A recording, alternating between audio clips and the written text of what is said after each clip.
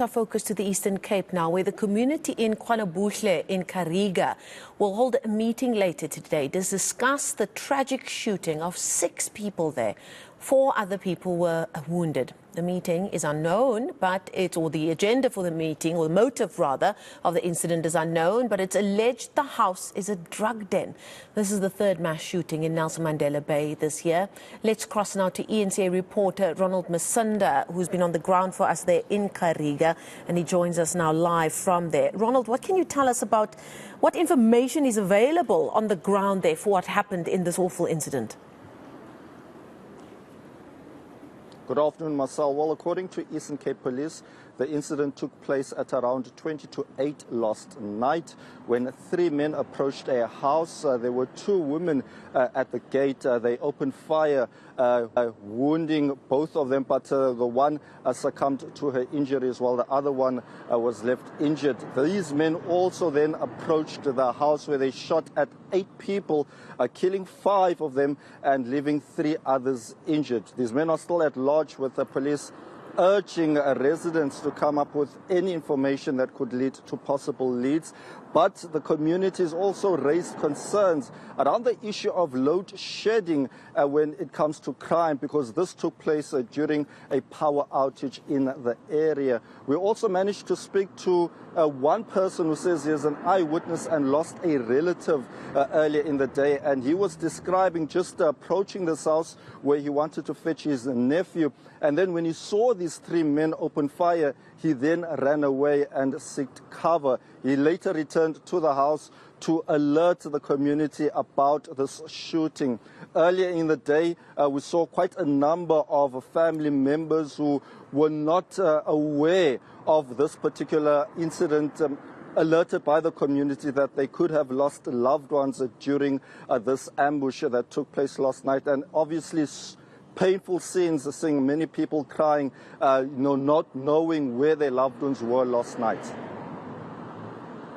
And that, of course, as news still permeates the community. Speaking of which, the community and police say that they believe that it was a known drug den where this shooting took place. What more can you tell us about that belief?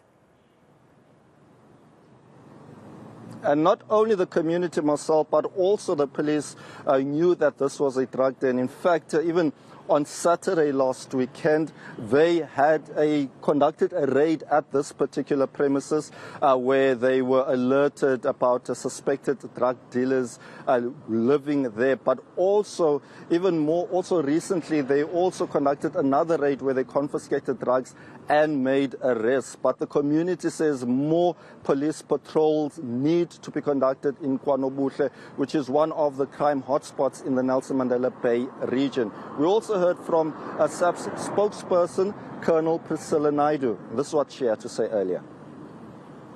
The motive at this stage is suspected to be drug-related. Since last night, our provincial commissioner has ordered the investigating team, which is a provincial organized crime investigation, to hunt down and track these suspects. So our team has been working from last night, gathering intelligence as well. But at the same time, we are urging the community to come forward, work with us on this, because we need to get these perpetrators immediately off the street. Ronald, tragically and sadly so, I have spoken to you in the field quite often over the last few months, where it just seems that every few weeks there is a mass shooting of some kind happening in the Eastern Cape. I think immediately of the one that happened the night before funeral in the rural parts of the Eastern Cape. And you brought us that very sad interview with a family member that had lost a number of their family members at that time. Is there a trend? What are the police saying about this? Or is it just that mass crime shooting seems to be a trend of some kind in the Eastern Cape that local law enforcement authorities just cannot get a hold of? So what I can say, Marcel, is that in the rural Eastern Cape, we have seen quite a spike in these mass shootings, and they are very different motives. I mean, we are seeing quite a number of communities grappling with drug addiction in rural areas, and sometimes these drug dens become targets where people kill each other because they are seen as selling in different turfs and so forth. But also, there's also the issue of stock theft, which is quite rife in rural communities. But here in the Nelson Mandela Bay region, there's the issue of drugs, there's the issue of extortion rackets that are taking place, but also the issue of people killing each other allegedly over tenders. The awarding of tenders has been quite rife, and some of the reports that we did conduct over the recent months or so has been the issue of people allegedly stealing tenders and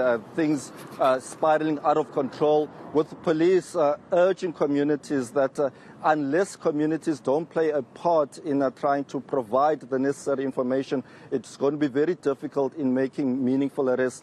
KwaNobuhle, where we were, we also highlighted the shooting of at least 8 people who died last year in October, and 5 people were arrested, and this was also due to the assistance of community members who alerted about these 5 suspects who were arrested here in Kariega in Summerstrand. So that is one of the success stories when it comes to policing, but police are saying that please, the communities are urging them that they have to play their part. But it's also understandable as to why communities are struggling to give that kind of information, because where we were speaking to the residents, we've been trying to speak to many of them shying away out of fear, which is understandable because they don't know who could be possibly behind the latest mass shooting. Okay, Ronald Masinda on the beat for us there, speaking to us live from Kariega in the Eastern Cape. Another mass